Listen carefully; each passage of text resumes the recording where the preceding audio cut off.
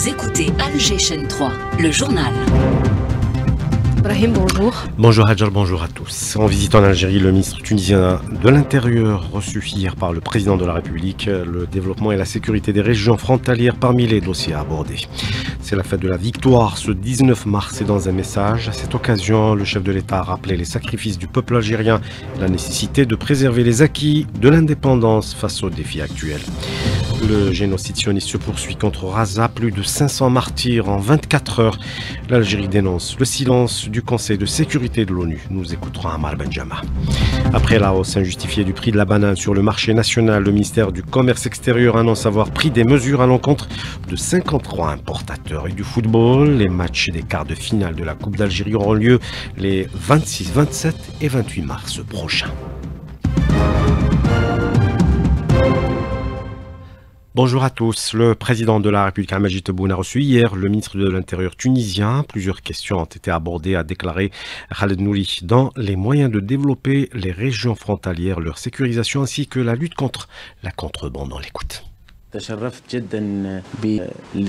J'ai été très heureux et honoré aujourd'hui de rencontrer son Excellence le président algérien Abdelmajid Tebboune. Je lui ai transmis les salutations, l'affection et la fraternité de son Excellence le président de la République tunisienne Kais Saïd, ainsi que ses félicitations à l'occasion du mois sacré du Ramadan. Cette rencontre a été une occasion d'échanger sur plusieurs questions concernant les ministères de l'Intérieur des deux pays et de discuter des problématiques liées aux wilayas frontalières et de la manière de les développer et de faire avancer leur travail. Nous avons également abordé la question de la contrebande, de la sécurisation des frontières et de son impact sur les économies des deux pays. C'était le ministre tunisien de l'Intérieur reçu hier par le président de la République, le chef de l'État qui a présidé hier la cérémonie de remise des lettres de créance de 5 nouveaux ambassadeurs en Algérie, du Mali, du Sénégal, du Canada, de Saint-Marin et du Népal, qui ont tous souligné la volonté de leur pays de renforcer la coopération avec l'Algérie.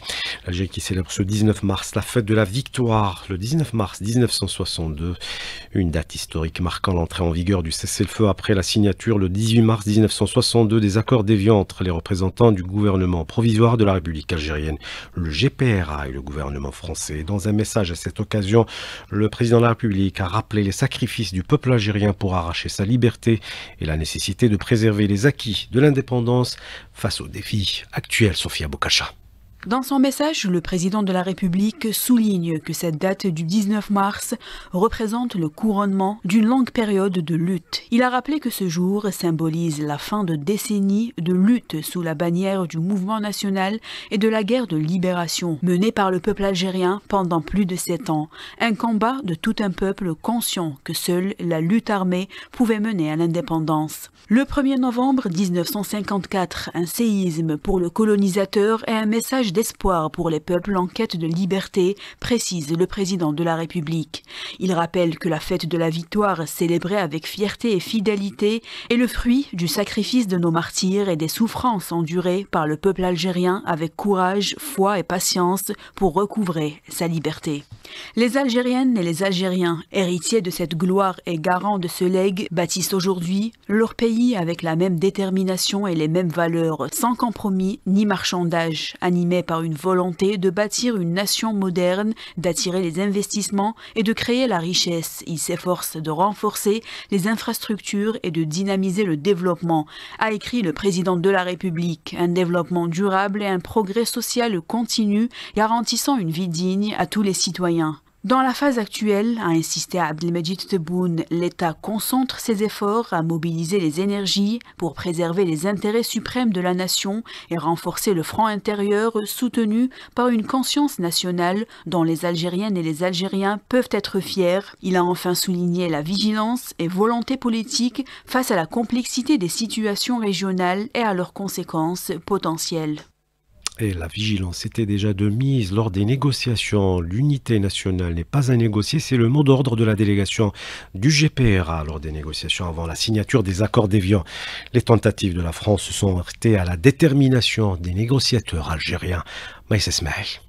De longues discussions, complexes et difficiles, les 6 jeunes représentants du GPRA préparaient à tout cas de figure, en remportaient les rounds des négociations haut la main et faisaient échouer le plan machiavélique de la France coloniale. L'éveil des combattants algériens avait auparavant démasqué la stratégie de De Gaulle qui visait à diviser l'Algérie à travers un pseudo-statut particulier pour le Sahara. La France croyait que le Sahara n'est pas très habité, que l'Algérie le sera facilement. D'ailleurs, l'erreur des Français quand ils ont déclaré que la France est de Dunkerque à Tamanrasset. D'après Belkacem à dire aux Français, vous n'aurez même pas la poussière de ce pays. L'unité du territoire algérien était le combat et la revendication de tout le peuple. Il l'avait d'ailleurs exprimé dans les manifestations lors de la visite du président français à l'époque, Charles de Gaulle. Mohamed Debah, moudjahid et historien. C'est la première fois à Aïn Boucher. Les gens sont sortis, ils ont dit l'Algérie algérienne et son président Farhat Abbas. À la même occasion, il y avait notre ministre des Affaires étrangères qui était aux Nations Unies pour négocier, Karim Belkacem. Il a dit écouter les clameurs d'Alger. Et à partir de là, il a dit on peut négocier. Ce moudjahid se rappelle encore comment la délégation algérienne a été préparée par les architectes du mouvement libérateur. Il nous raconte. Et notre équipe, chez nous, le MAL, qui était à la base des douches, et préparait tous les dossiers, aussi bien les dossiers politiques qu'économiques. Et les négociateurs étaient forts, connaissaient tous les éléments pour lesquels ils négociaient. Plusieurs fois, les négociations sont interrompues. Il y avait Evian 1, Evian 2, jusqu'à la fin, ils ne voulaient pas lâcher. Une indépendance et une souveraineté nationale absolue sur le plus de 2 millions de mètres carrés que compte l'Algérie. 63 ans sans passer, le territoire national est indemne et c'est une Algérie victorieuse qui avance à grands pas grâce à ses enfants fidèles et attachés au serment de tous ceux qui ont irrigué cette terre de leur sang béni pour que vive l'Algérie, libre, unie et souveraine.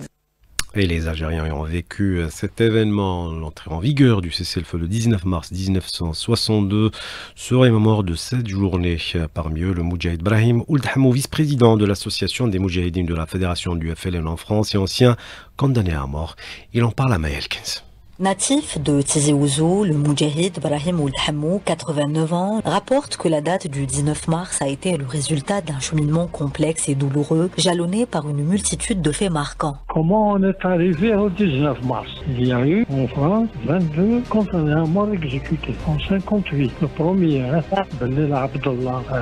Et en Algérie, il y a eu 150 guillotinés. C'est une guerre d'extermination qu'ils ont menée pour tuer et les enfants, et les femmes, et même les bêtes. Donc l'Algérie a payé un prix fort pour arriver au 19 mars. Pour ce Moudjahid, dont les 2 frères ont péri au maquis, l'avènement du 19 mars 62, annonçant le cessez-le-feu, après plusieurs années de guerre pour la libération du pays, a été accueilli avec beaucoup d'enthousiasme par le peuple algérien. L'Algérie a accueilli ça avec une grande joie. D'abord, ça a mis fin aux souffrances du peuple algérien. C'est la libération. Les prisonniers politiques, ils ont rejoint leur maison. Ils sont contents. On était mobilisés pour essayer de reconstruire ce qui a été détruit. La commémoration du 19 mars 62 est essentielle pour les générations d'aujourd'hui et de demain. Il est primordial de célébrer cet événement avec l'attention et l'intérêt qu'il mérite selon ce Moudjahid, car il fait partie intégrante du dossier de la mémoire nationale pour lequel le chef de l'État Abdelmadjid Tebboune accorde une importance capitale. Et pour parler de cet événement, la fête de la victoire, Nariman Mendil reçoit après le journal dont l'invité du jour est l'historien Fouad Soufi. La réponse ferme de l'Algérie qui a décidé de ne pas donner suite à une liste de ressortissants algériens faisant l'objet de décisions d'éloignement du territoire français, rejetant des menaces, des velléités d'intimidation ainsi que des injonctions et des ultimatums invitant les autorités françaises à suivre le canal d'usage entre les préfectures et les consulats. Cette réponse a fait réagir hier Retailleau qui poursuit sa campagne de dénigrement contre l'Algérie en l'accusant de violer ses engagements internationaux. Une accusation infondée et répétitive, souligne l'agence presse-service Karim Ali. Dans une communication rendue publique récemment, les autorités algériennes ont rejeté la méthode employée par la France pour la transmission de listes de ressortissants à éloigner, affirmant qu'elle ne repose sur aucun fondement juridique. Contrairement aux affirmations du ministre français de l'Intérieur, la position algérienne ne constitue pas un refus catégorique, mais une exigence de respect des procédures établies de concert entre les 2 États depuis plusieurs décennies. Au-delà de la polémique sur ces listes, c'est la protection consulaire consulaire des citoyens algériens en France qui est en jeu. Selon les accords bilatéraux, notamment la Convention consulaire de 1974, toute mesure privative de liberté doit être notifiée aux autorités algériennes, un principe que Paris semble vouloir contourner. L'argument du ministre français brandissant la Convention de Chicago pour justifier des pressions sur Air Algérie se heurte lui aussi aux textes internationaux. Cette convention ne prévoit aucunement l'obligation pour une compagnie aérienne d'embarquer des passagers démunis de documents conformes. Enfin, enchaîne l'APS, la récente annonce d'une possible suspension de l'accord d'exemption de visa pour les passeports diplomatiques interroge sur la conformité de la décision française avec l'accord de 2013 qui prévoit des procédures spécifiques en cas de suspension. L'Algérie rappelle que la confusion entretenue par Paris entre l'accord de 2013 et celui de 2007, abrogé depuis 12 ans, alimente une polémique infondée. Pour l'APS, ces données suffisent à elles seules pour établir sans nuance aucune laquelle des parties, algériennes et françaises, respecte ses engagements internationaux et laquelle de ces deux dernières les viole de manière flagrante et systématique. L'armée sioniste poursuit ses bombardements contre Raza, 14 martyrs ce matin à Rafah et Khan Younes qui s'ajoutent aux 500 martyrs d'hier. Au Conseil de sécurité de l'ONU, l'Algérie déplore le silence de cette instance face à ces atrocités. C'est ce qu'a déclaré Ammar Benjama, l'ambassadeur permanent de l'Algérie auprès des Nations Unies. On l'écoute. L'Algérie a demandé la convocation de cette séance afin d'évoquer le blocus infligé à Gaza. Alors que nous sommes aujourd'hui témoins d'une nouvelle vague de châtiments collectifs infligés à la population de Gaza. Aujourd'hui, nous en appelons à la justice contre une autorité d'occupation israélienne qui utilise la famine comme arme de guerre. Il s'agit sans l'ombre d'un doute d'un crime de guerre. Depuis plus de 2 semaines maintenant, pas un seul camion d'aide n'a pu pénétrer Gaza. Ce blocus délibéré coïncide avec le mois sacré du Ramadan. Nous condamnons fermement ces attaques. Which constitute a violation of the ceasefire agreement.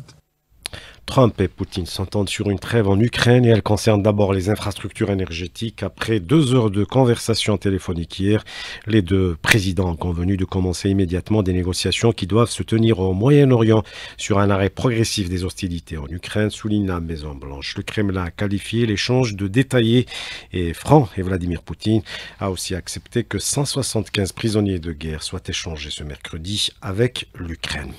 Le secteur de l'industrie automobile se développe petit à petit chez nous. Des constructeurs et sous-traitants ont signé hier des accords pour la production locale de pièces de rechange. Rimbocado.